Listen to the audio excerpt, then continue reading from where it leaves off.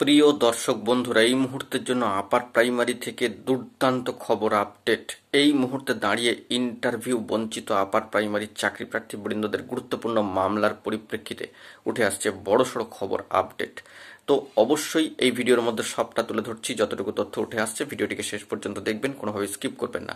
চ্যানেলটিকে এখনই সাবস্ক্রাইব করে নিয়ে সঙ্গে থাকবেন। চলুন কথাবার্তা না বাড়িয়ে আমরা মূল টপিকেই ফোকাস করি।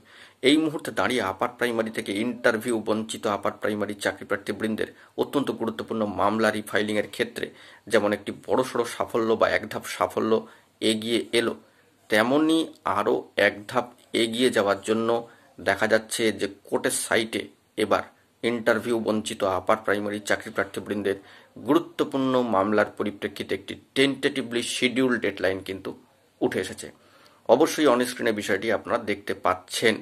কোর্টের সাইট থেকে যে তথ্য উঠে আসছে ইন্টারভিউ বঞ্চিত আপার প্রাইমারি চাকরি প্রার্থীবৃন্দের অত্যন্ত গুরুত্বপূর্ণ মামলা থেকে, যেই মামলায় একটা শুনানির দিনক্ষণ আপাতত tentatively computer generated schedule deadline কিন্তু উঠে এসেছে, যেটা আপনারা দেখতে পাচ্ছেন 5/5/2025, অর্থাৎ এই মে মাসের 5 তারিখ 2025-এ একটা computer generated tentatively schedule deadline কিন্তু উঠে এসেছে।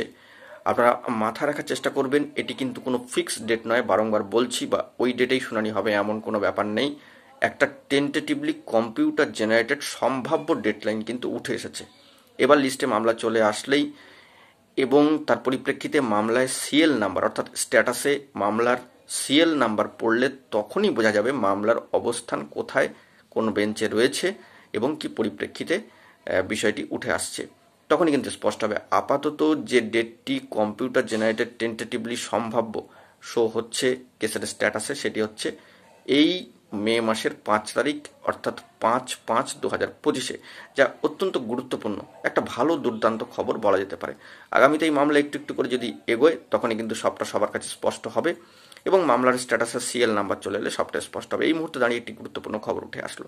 এখন এটুকুই, ভালো থাকবেন, চ্যানেলটিকে সাবস্ক্রাইব করে সঙ্গে থাকবেন। ধন্যবাদ।